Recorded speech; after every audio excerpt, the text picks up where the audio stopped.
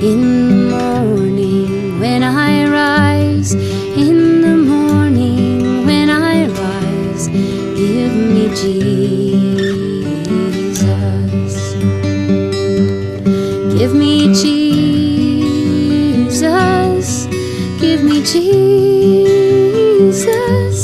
You can have this whole world. Give me Jesus.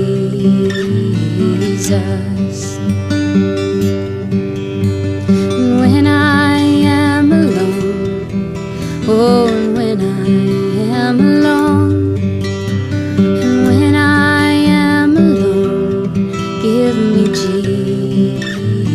Jesus.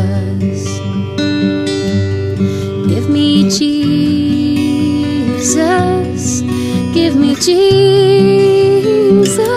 You can have this whole world. Give me Jesus.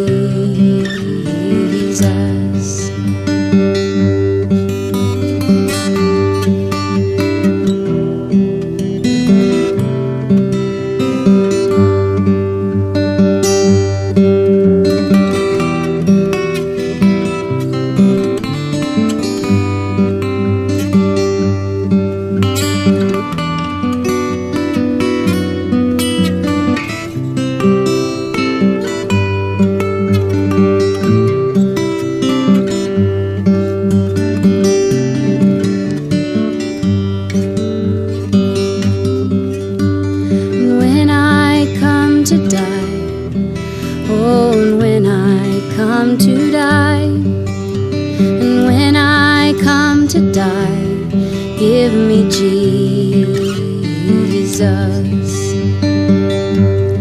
Give me Jesus. Give me Jesus. You can have this whole world. Give me Jesus. Give me Jesus. Give me Jesus. You can have this whole world. Give me Jesus. Et Yorana tout le monde, donc j'espère que vous allez bien, j'espère que vous avez passé une bonne journée, merci d'être ici. Je vais commencer par une prière et ensuite on va commencer notre étude, ok? Seigneur mon Dieu Tout-Puissant, je te remercie pour ta grâce et je te remercie pour ta bonté. Je te remercie aussi de nous avoir permis d'être réunis encore aujourd'hui et d'étudier un peu ta parole. Et c'est une grâce en fait pour nous, toujours une grâce de te connaître tout le temps et tout le temps. Merci Seigneur, je te demande de m'aider, de pouvoir partager ce que tu as mis dans mon cœur et aussi d'aider de bénir les autres personnes de l'autre côté de l'écran qui sont en train d'écouter. Seigneur, merci. On est là pour ta gloire et merci de nous donner ce privilège. Que ton nom soit glorifié dans le nom de Jésus-Christ. Amen. Voilà, hein, tout le monde, merci d'être ici. Bienvenue. Aujourd'hui, on va étudier, on va terminer, on fait le livre des Actes.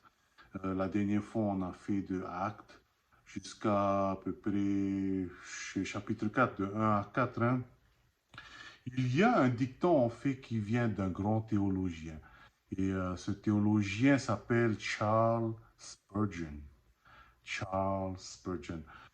En fait, qu'est-ce qu'il a dit? Le réveil vient quand les chrétiens s'unissent et que le Saint-Esprit déborde. Voilà d'où vient le réveil. Et en fait, quand tu vois le livre des Actes, c'est ce qui se passe. Parce que le réveil, en une décennie, est passé de Jérusalem, Samarie, Judée, et ensuite c'est passé jusqu'aux extrémités du monde. Vraiment. Hein. Mais vous savez, c'est un peu comme un sportif. Je parle un peu du sportif. Vous savez, quand le sportif se prépare, par exemple, pour une course de pirogue, hein, le Hawaii Kinui, par exemple, tous les jours, le sportif s'entraîne, il s'entraîne pendant des heures et des heures. Et tout ce qu'il a dans sa tête, tout ce qu'il a comme objectif, c'est vraiment la compétition de pirogue. Hein. Ça veut dire qu'il a besoin de dormir. Hein. Il pense que j'ai besoin de dormir.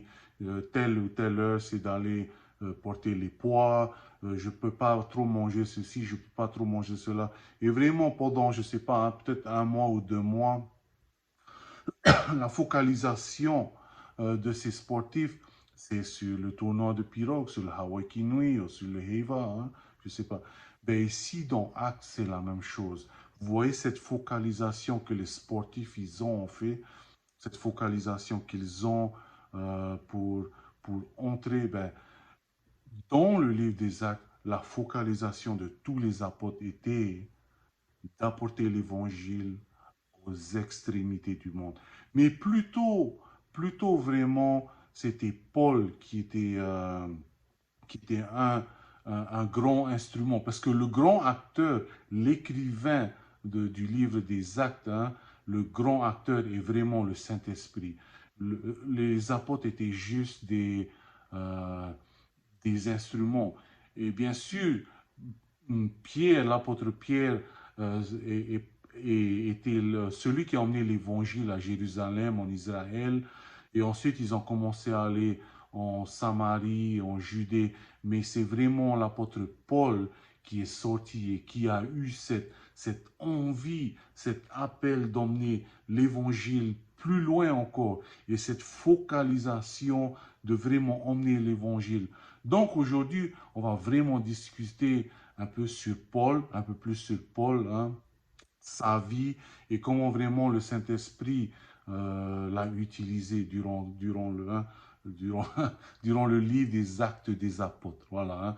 C'est Luc qui a écrit les Actes des Apôtres et Paul était l'instrument dont le Saint-Esprit a utilisé. Hein. Bon, on va vite faire au chapitre, vous vous souvenez vraiment, au chapitre 7, verset 55, il y a eu bien sûr la persécution d'Étienne. Étienne était juste un diacre, hein, était un diacre, mais c'est un diacre qui était rempli du Saint-Esprit. Par exemple, on peut lire, Étienne a été persécuté, hein, on peut lire par exemple euh, vous allez lire dans le chapitre 7, hein, dans le chapitre 7 des Actes des Apôtres, vous allez voir que Étienne, en fait, a été persécuté. Et une des personnes qui était là durant sa persécution, c'était Saul de Tarse, qui plus tard a été connu comme l'apôtre Paul. Hein. Et la persécution au début du 1er siècle, quand Jésus est parti, Jésus est parti. Quand vous lisez bien, parce que Luc a écrit Actes des Apôtres, quand vous lisez bien le premier chapitre, le premier verset, Luc dit, voici les œuvres de Jésus-Christ. Donc, il a écrit l'évangile de Luc, donc c'était l'œuvre de Jésus-Christ quand Jésus était là. Et là, l'acte des apôtres, c'est quand Jésus est parti, mais ce sont toujours ses œuvres. Hein. Voilà. Donc, je vais vous raconter vite fait une histoire parce qu'on n'a pas vraiment beaucoup de temps. Mais cette histoire, vous savez que au début des années 1800 et quelques, jusqu'à peu près en 1940, il y a eu beaucoup d'évangélistes, de missionnaires qui ont été évangélisés en Chine, hein, jusqu'à peu près en 1940 et quelques, quand il y a eu la révolution culturelle en Chine, hein, sous Mao Tse-tung. Et donc, au début de 1800 et quelques, jusqu'en 1940 à peu près, après presque plus de 100 ans d'évangélisation là-bas, ils avaient compté qu'il y avait juste un peu plus de 800 000 chrétiens en Chine. Ensuite, la révolution culturelle est venue. Mao Tse-tung ne voulait plus aucune autre religion venir en Chine. Et là, les missionnaires se sont dit, ce sera peut-être la fin de la chrétienté là-bas en Chine. Hein. Et donc, jusque pendant une décennie, il y a eu une grosse persécution en Chine sur tous les chrétiens. Et n'oubliez pas, de 1800 et quelques jusqu'en 1840, il y a eu une évangélisation et il y avait à peu près 800 000 chrétiens chinois. Hein. Après la révolution culturelle de Mao Tse-tung, les missionnaires sont retournés en Chine. Hein. Ils sont retournés en Chine et qu'est-ce qu'ils ont découvert? Est-ce qu'ils ont découvert que la chrétienté a cessé en Chine? Au contraire, vous vous souvenez, Pendant presque 100 ans, ils ont évangélisé en Chine. Il y a eu à peu près 800 000 chrétiens. Et puis juste durant cette décennie de la persécution, juste durant de 800 000 chrétiens, ils sont passés à peu près à 80 millions de chrétiens. Ce qui veut dire, en fait, c'est un peu comme les actes des apôtres. L'évangile se transmet plus durant la persécution. Par exemple, on voit maintenant en Chine, au Moyen-Orient, là où il y a la persécution, parce que l'évangile apporte de l'espoir. Et là où il y a de la persécution, là, l'évangile, c'est comme un peu le semeur qui sème les graines. Voilà. Là où les graines tombent, les cœurs là-bas sont prêts à recevoir l'évangile et l'évangile grandit. Là où les cœurs sont prêts. Hein. Un des théologiens aussi a dit que en fait, le diable a trouvé un secret pour arrêter l'évangile. Alors, au lieu d'emmener la persécution, pour arrêter l'évangile, le diable a emmené le confort. Le confort en fait arrêter, hein, a commencé à ralentir. Et bien sûr, à la fin des temps, il sera écrit que beaucoup de personnes vont s'éloigner de la foi parce qu'ils seront trop confortables. Pourquoi avoir besoin de Dieu, hein? Voilà. On va, on commence à passer sur Actes des Apôtres. Voilà. Hein? Donc, où vraiment on va commencer? On va commencer par le chapitre 8. On va commencer là. Je sais que la dernière fois, on a terminé au chapitre 4. On commençait au chapitre 8 vite fait. Ensuite, on va plutôt commencer par l'apôtre Paul. Hein, voilà, hein. Donc, voilà. Oh. Paul, attendez que je viens. Paul, je prends mes notes. Hein. Paul était un des grands persécuteurs. C'était un pharisien en fait. Et Paul, c'était un juif. C'était un juif. Et toute sa vie en fait, toute son enfance, il a appris la loi. C'était un pharisien. Hein? C'était un pharisien. Il était très, très, très connaisseur de la parole de l'Ancien Testament. Il était très, très, très traditionnel. Et c'était une des raisons pourquoi il persécutait les chrétiens euh, parce que la chrétienté vraiment commençait à contredire et il ne pouvait pas accepter qu'une autre religion puisse venir en Israël. Hein. Et donc Paul, ou Saul de Tarse en ce temps-là, vraiment au début, était un des grands persécuteurs. Mais après, il partit sur le chemin de Damas. Et qu'est-ce qui s'est passé? Dieu arrive, Jésus arrive, et qu'est-ce qu'il dit? Saul, Saul, hein, vous pouvez voir ça dans Actes chapitre 9, hein, verset 4. Hein. Saul, Saul, pourquoi me persécutes-tu? Et là, Saul répond, qui es-tu, Seigneur? Et là, il est écrit à Jolie, et le Seigneur dit, je suis Jésus que tu persécutes. Il te sera dur de gimber contre les aiguillons. Tremblant et saisi d'effroi, il dit, Seigneur, que veux-tu que je fasse? Et le Seigneur lui dit, lève-toi, entre dans la ville et on te dira ce que tu dois faire. Voilà. Déjà là, on peut voir déjà deux choses que le chrétien doit savoir. Parce que Paul a dit, qui es-tu, Seigneur? Vous savez que beaucoup de personnes vont à l'église pendant des années et des années, mais à la fin, ils ne savent toujours pas qui est le Seigneur. Ils ne savent pas que Jésus est Dieu. Ils ne savent pas. Et même si ensuite, ils commencent à connaître qui est le Seigneur, d'où vient la deuxième question de Paul? Que veux-tu que je fasse? Voilà. Que veux-tu que je fasse? Parce que beaucoup de chrétiens ne savent pas qu'est-ce qu'ils doivent faire. Vous savez, il y a deux grandes dates dans votre vie. La date de votre naissance et la date où vous comprenez pourquoi vous êtes venu sur Terre. Là, hein? Et beaucoup de personnes commencent à errer dans le monde, dans le temps, dans leur vie, ne vraiment ne sachent pas qu'est-ce qu'il faut faire. C'est un peu comme on a étudié la semaine dernière, Israël qui commence à errer dans le désert pendant des années et finalement à la fin ils ne sont jamais entrés dans Canaan.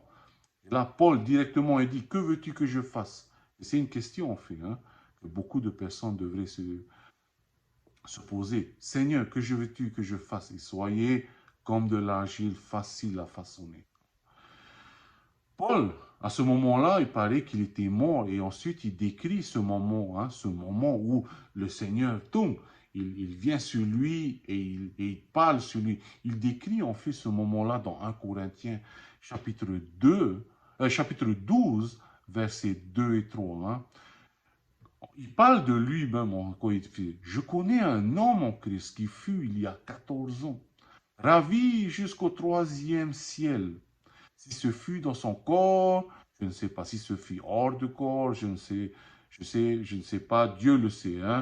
Et je sais que cet homme, si ce fut sur son corps ou sans son corps, Dieu le sait, fut enlevé dans le paradis et il entendit des paroles ineffables qu'il n'est pas permis à un homme d'exprimer. En fait, il est allé au ciel et il ne savait pas comment, qu'est-ce qu'il fallait faire. Il ne pouvait pas décrire ce qu'il y avait dans le ciel. Imaginez que là, maintenant, on a 3, 5 sens.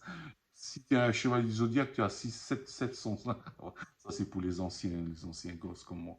Voilà. Mais si tu as 5 sens, imaginez au ciel, tu as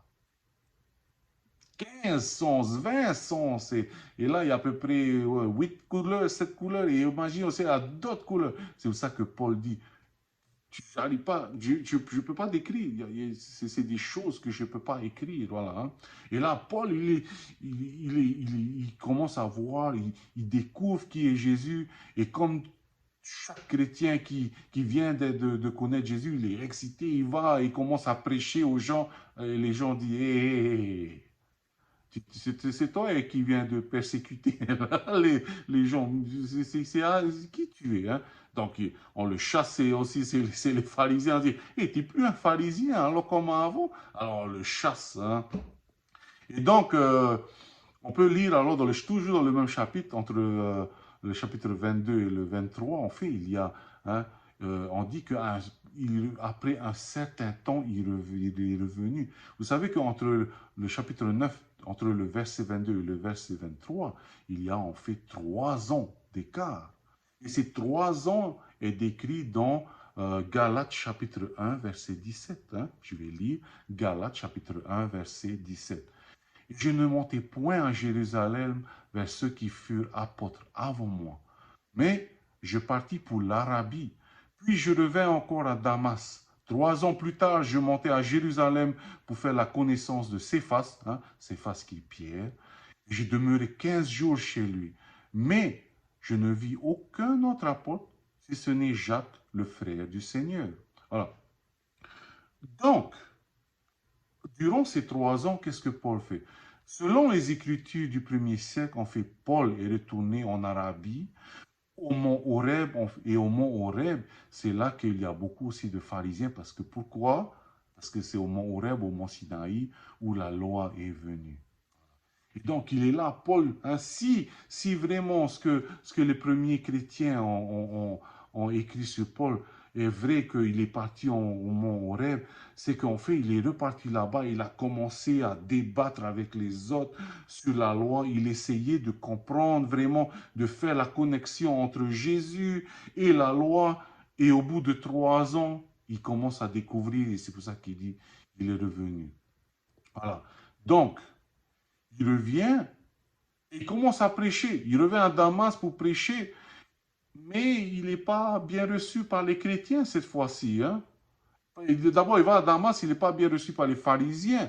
Ensuite, parce que, tu n'étais pas un des nôtres là, maintenant tu viens prêcher un autre truc. Voilà, Et ensuite, il se dit, vous savez quoi, maintenant je suis un chrétien, je vais retourner à Jérusalem, je vais essayer de faire la paix avec tous les chrétiens. C'est vrai que j'ai persécuté, j'ai tué beaucoup de gens. Exemple, Étienne, il n'est pas bien reçu aussi à Jérusalem. Et là, qu'est-ce qu'il est écrit au chapitre, toujours dans le même chapitre, chapitre 9, verset 30. Paul retourne à Tars. voilà. Paul retourne à Tars. Et durant ce moment, en fait, Paul qui retourne à Tars, il retourne chez son père, qui est un faiseur de tentes. Et je crois que le temps était entre 5 et 10 ans. Il retourne là-bas. Et vous savez, il y a une personne qui m'avait dit une fois, c'est une personne qui est riche, et c'est aussi un pasteur, hein, il a dit, la chance n'existe pas. La chance n'existe pas. En fait, qu'est-ce qui se passe? La réussite vient quand la préparation et l'opportunité se rencontrent. Paul, durant toute sa vie, a étudié l'Ancien Testament. Ensuite, il est parti en Arabie, sur mon mont Horeb, pour essayer de comprendre vraiment tout cela. Il retourne chez son père et il essaie de tout comprendre. Ça, c'est la préparation. Et Dieu est celui qui donne l'opportunité. La préparation avec l'opportunité, ça fait du succès.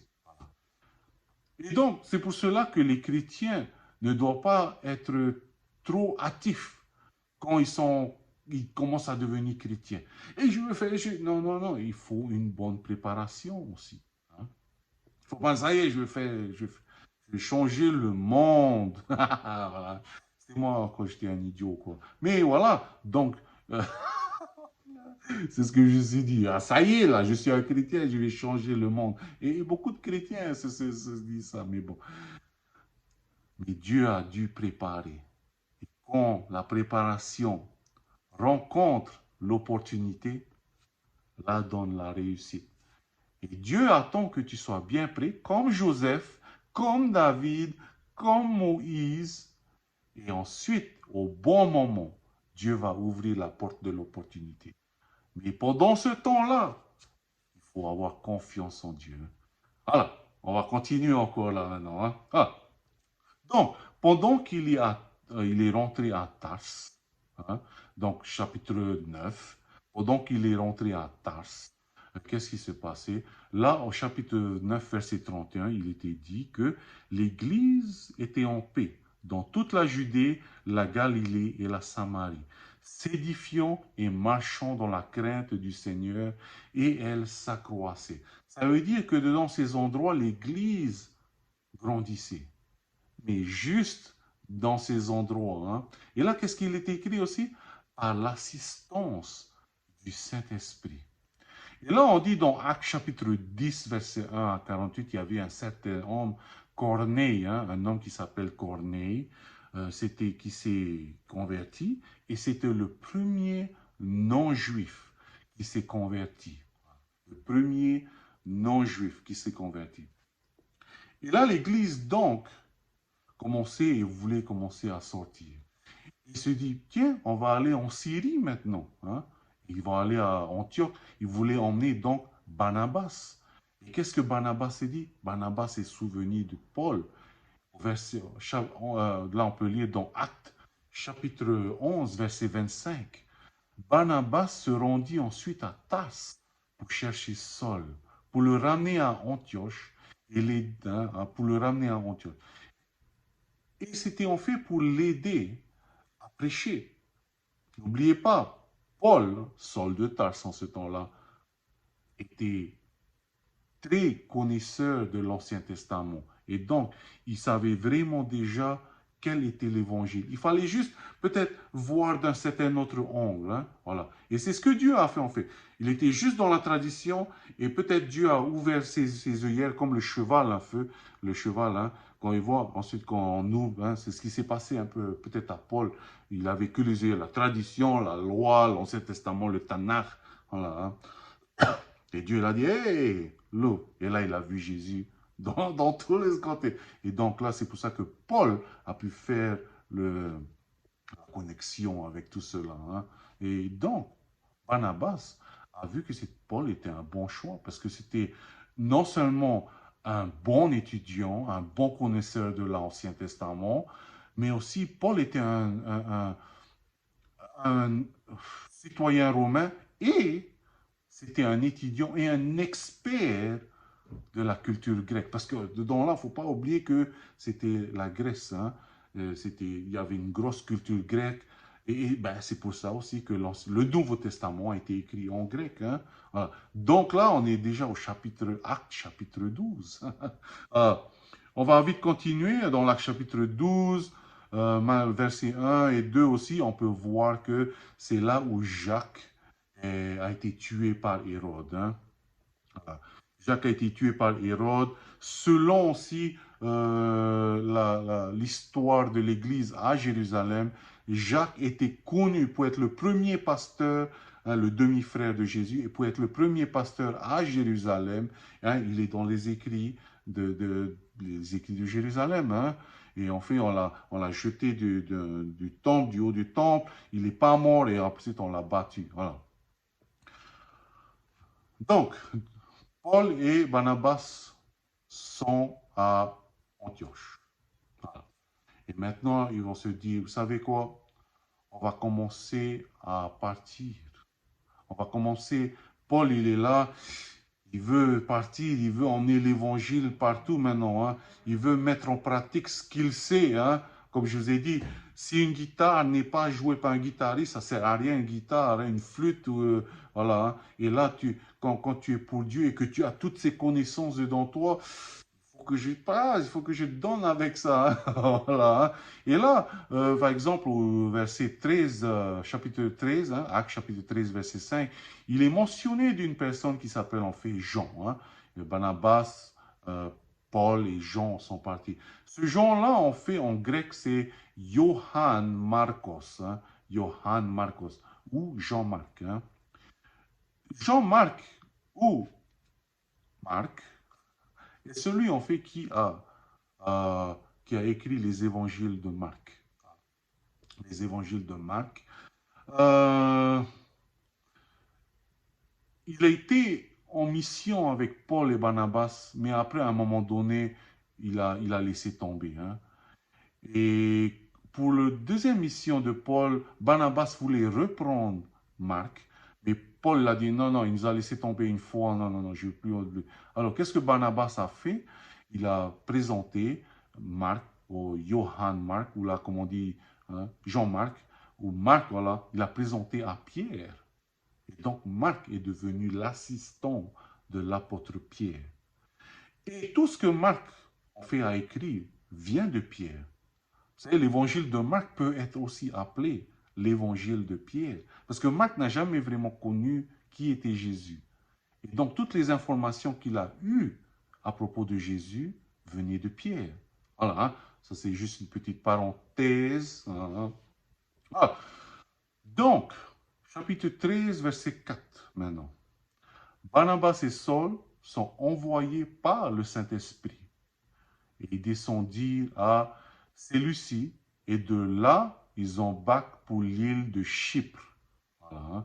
Chypre, et à Chypre, n'oubliez pas qu'en ce temps-là, les Juifs étaient aussi bien répartis dans l'Asie mineure, dans le Moyen-Orient, voilà, hein.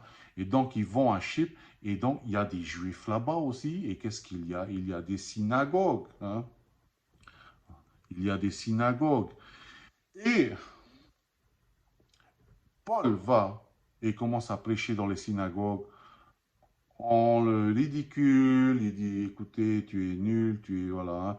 Mais qu'est-ce que tu racontes là? Hein? Parce que on dit qu'il allait prêcher dans les synagogues le jour du sabbat. Hein. Beaucoup de personnes disent, t'as vu, même les chrétiens allaient le sabbat à la synagogue. Hein. Même les premiers chrétiens allaient le sabbat à l'église. Non, non, non, non. Paul et Barnabas allaient le sabbat à la synagogue. Pourquoi? Parce que c'était le seul moment où ils pouvaient avoir tout le monde. Voilà, hein. Le sabbat, parce que c'est le sabbat, ils vont à la synagogue. Ils vont pas aller le jeudi, il n'y a personne. Ils vont pas aller le dimanche, il n'y a personne. Alors vraiment, si tu veux prêcher pour les Juifs, il faut aller le sabbat à la synagogue. Hein. Voilà, c'est juste pour cela que je dis. Hein. Et donc, ils arrivent donc à Chypre. Hein. Et à Chypre, c'est la région, en fait, Chypre est dans une région qui s'appelle aussi Pathos. Hein. Et là, il y a plein de magiciens. Il y a plein de magiciens.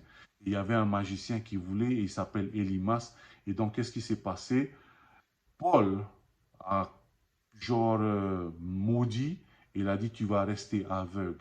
Et quand il a fait cela, il y a eu une personne, un proconsul qui s'appelle, Et il a commencé à croire. Et finalement, qu'est-ce qui s'est passé?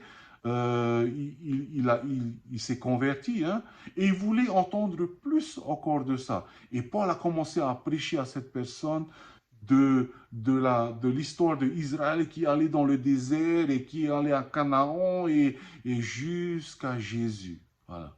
Et c'est pour cela qu'il s'est converti. Oh là là, j'ai pas beaucoup de temps là, hein. Voilà. Bon, vite fait, vite fait, vite fait. Voilà. Au chapitre 14 déjà, là on est au chapitre 14, voilà.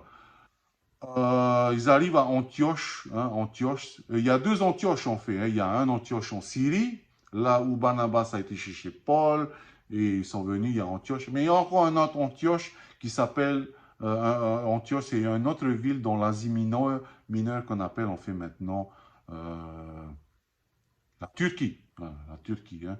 Et il va prêcher là-bas et il se fait ridiculiser aussi, hein, parce qu'il parle de la résurrection. Et Paul, qu'est-ce qu'il dit? Vous savez, à force de faire ça, votre sang va tomber sur vous. Et maintenant, vous savez quoi? Je ne veux plus prêcher aux Juifs. Je vais commencer à prêcher pour les non-Juifs maintenant. Je vais commencer à prêcher pour les non-Juifs. Et c'est de là, en fait, que Paul, que l'évangile a commencé à aller chez les païens. Nous, hein, nous ne sommes pas juifs. Et c'est de là, en fait, où l'évangile part chez les païens. Voilà. Ils arrivent dans un endroit aussi qui s'appelle, je vais vite aller, hein, il me reste que 5 minutes, 7 minutes. Voilà.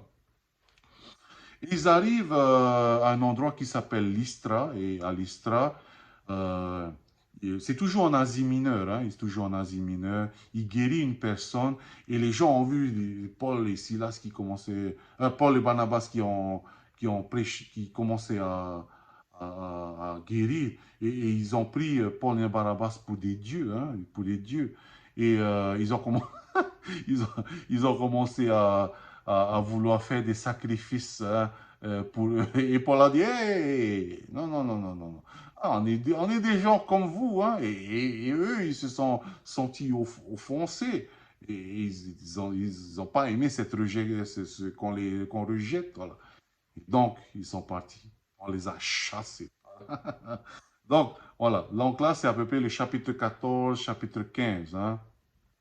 Là où il est, on fait là maintenant, Paul commence à voir. Paul commence à voir l'autre côté de l'Asie mineure. Il commence à voir l'Europe. Il dit, ah, peut-être que c'est là, peut-être que je dois aller prêcher la bonne nouvelle.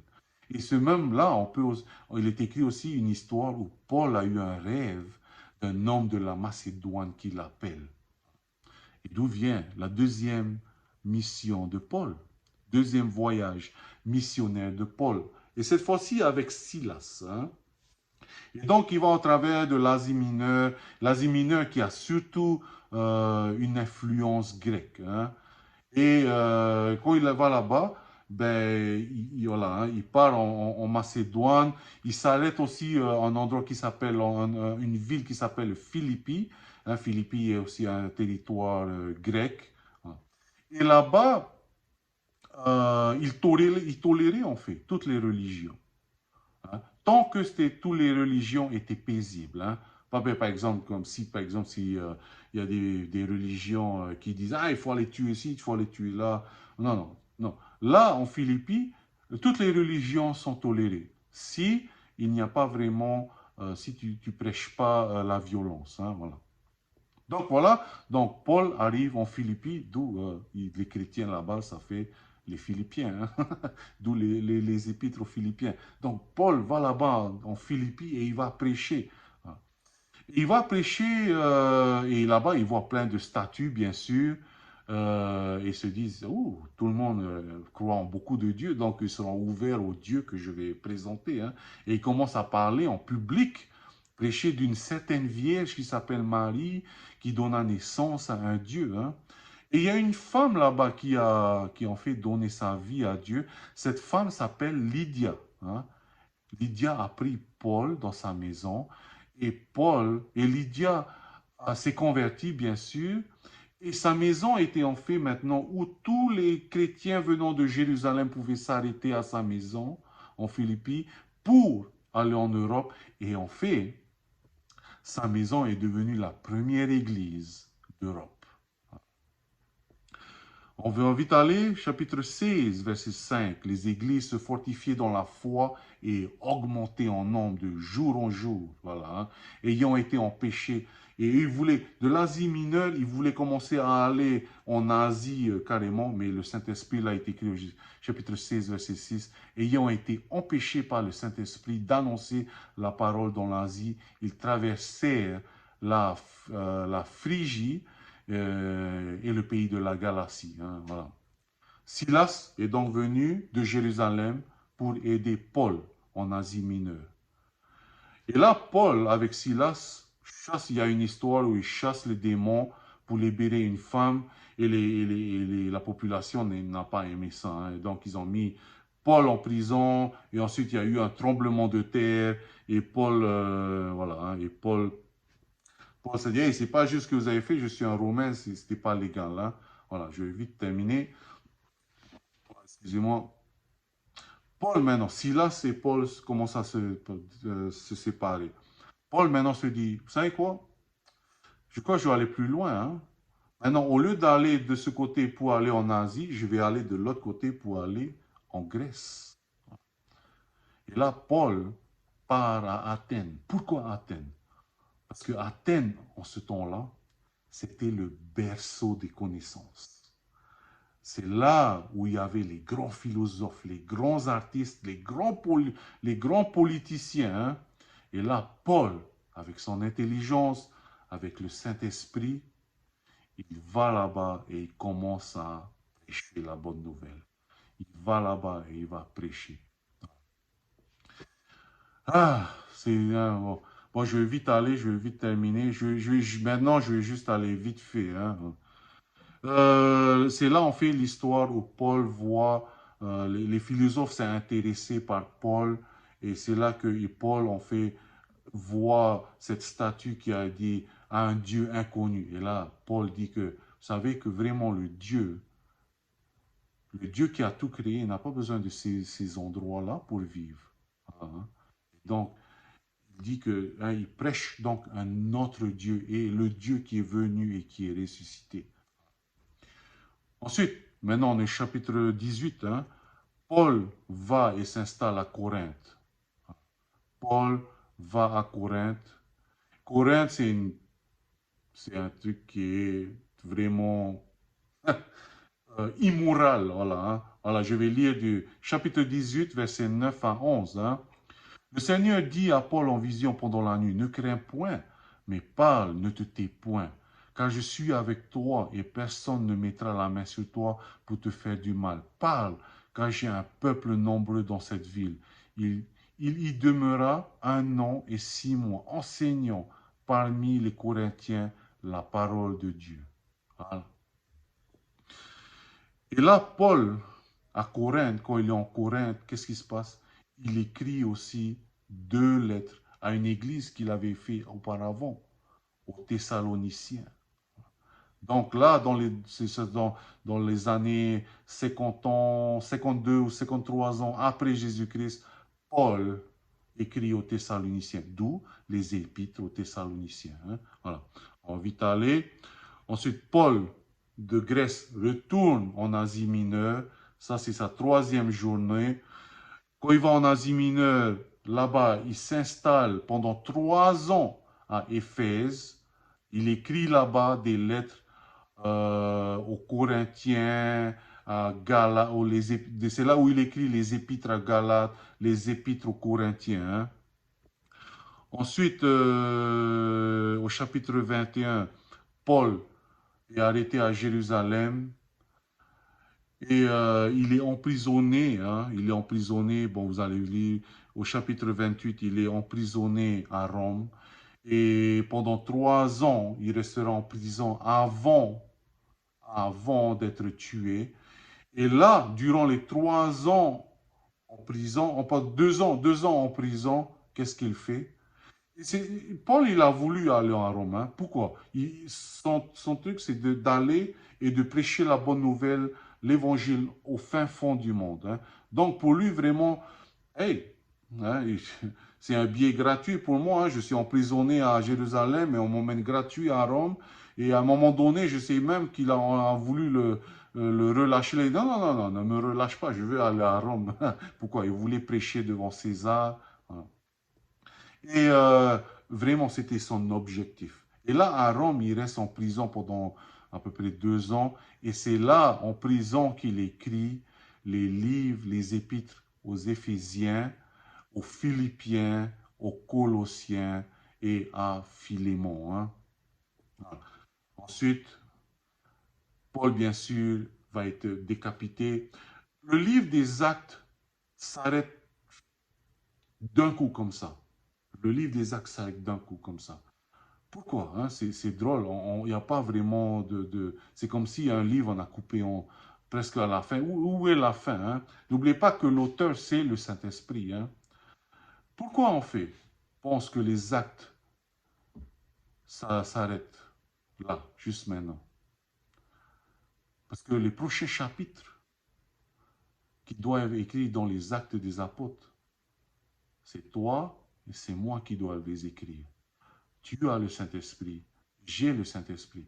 Maintenant qu'on a cette vision, maintenant qu'on a cette pensée, on doit être focalisé sur le Saint-Esprit, on doit être focalisé sur répondre à la parole de Dieu. Quel chapitre toi tu vas écrire? Quel chapitre moi je vais écrire? Voilà. Hein. Voilà un peu le livre des Actes des Apôtres. C'est l'histoire, en fait, une grande partie d'histoire de Paul qui avait une passion brûlée par le Saint-Esprit et qui était l'instrument du Saint-Esprit.